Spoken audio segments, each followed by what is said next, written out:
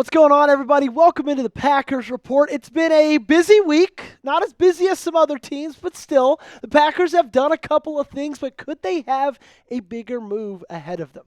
On today's show, we're going to be talking about the latest breaking Cooper Kupp rumors. He was released by Los Angeles today. Could the Packers be the team to add him? I think that they might.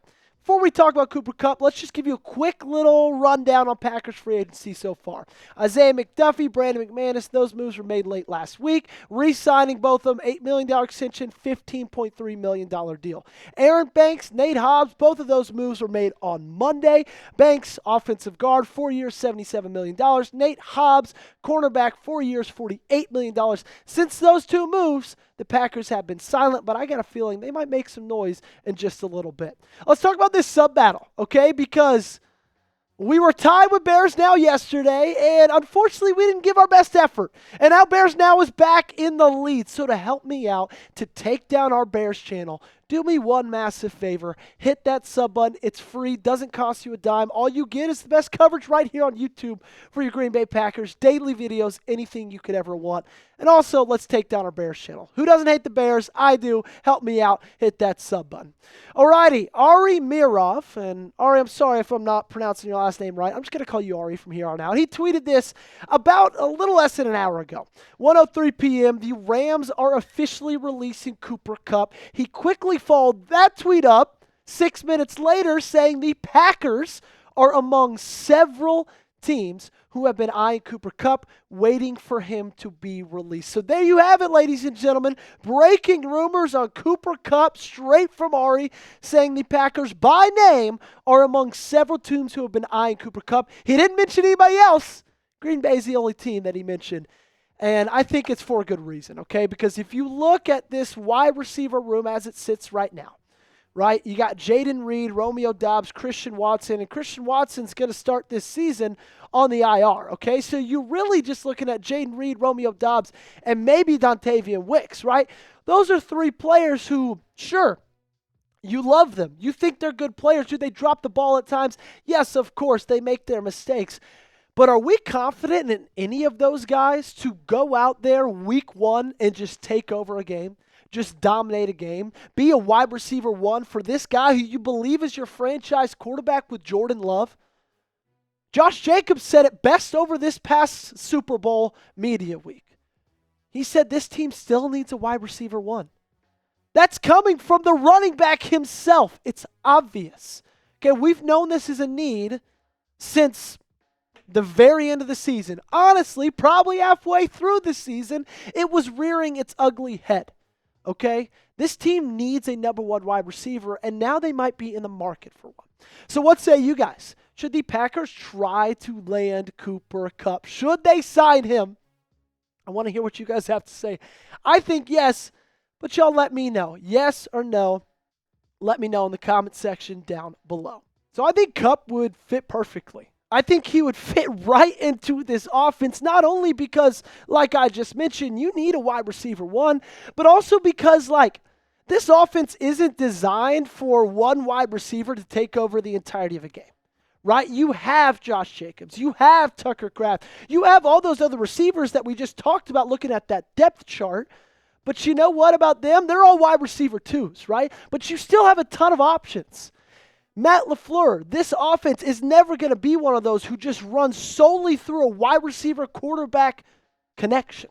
You run the ball too well to do that. And so you're going to add Kupp possibly, and you're not going to put everything on his shoulders. I think that it just would be such a smooth transition. And a couple other reasons why I think you should add Kupp. Okay, number one, he could be a veteran presence. Think of the guys in this wide receiver room currently. They are all incredibly young. They're all incredibly impressionable, not just as football players, but adults as well, on how to handle life as an NFL player. Cooper Kupp has been in this league a very long time. He's seen the lowest of the lows, from not being a starter to the highest of the highs, to winning the Triple Crown, to being a Super Bowl champion, right? He's seen everything. So he's that veteran presence for other guys. Number two, he's a proven wide receiver one, right? He's done it time and time again in his career. Sure, injuries have held him back just a little bit over the last couple of years, right? We've talked about this a lot. He's only played in like 38% of his games over the last few years, and that's not good. But also, the thing is I don't think you're going to overpay for him because I don't think you're going to have to overpay for him. His contract would have been $20 million if a team traded for him.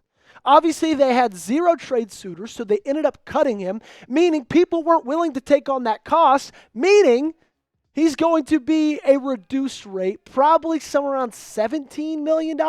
Chris Godwin signed for 22.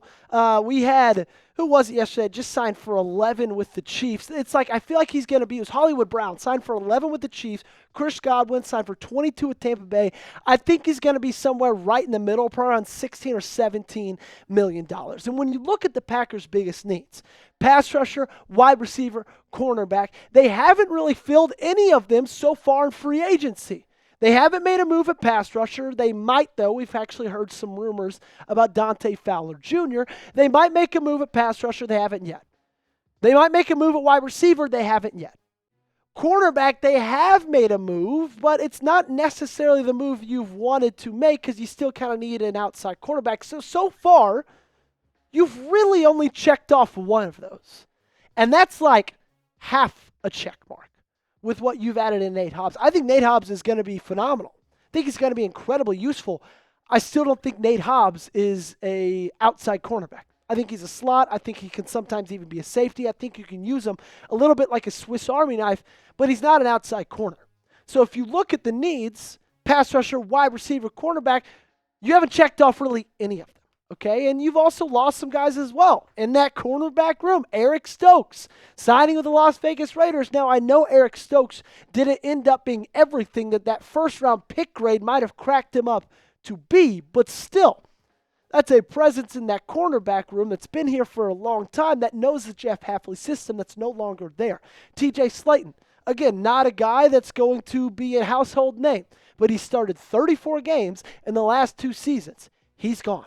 So you lost the guy in your defensive line, you lost the guy in that secondary room, and now you've got the guy in Cooper Kupp with an opportunity to add him to that wide receiver room to at least check off a box. And when you look at the top available NFL free agents in the wide receiver category, there's not a ton left, okay? And there's not a ton left at a really good age. Elijah Moore is really the only young guy on this list. You got a lot of 30-year-olds, a lot of 31-year-olds, some 32-year-olds as well, and then you find Cooper Kupp. Right there, this isn't a ranking. This is just kind of telling you what's available. 31 years old. Coming off a season where he dealt a little bit with injuries, but I would love the possibility of adding him, giving him a little time off of rest during the summer, right? Time to recuperate, to rehab, and I think he can be back in fine and fabulous fashion in 2025, and that's the reason he's my number one on that list. Okay, I think Amari Cooper, Keenan Allen, Stephon Diggs, I think guys like that are a little bit over the hill. I think their time has come, and I think their time has gone.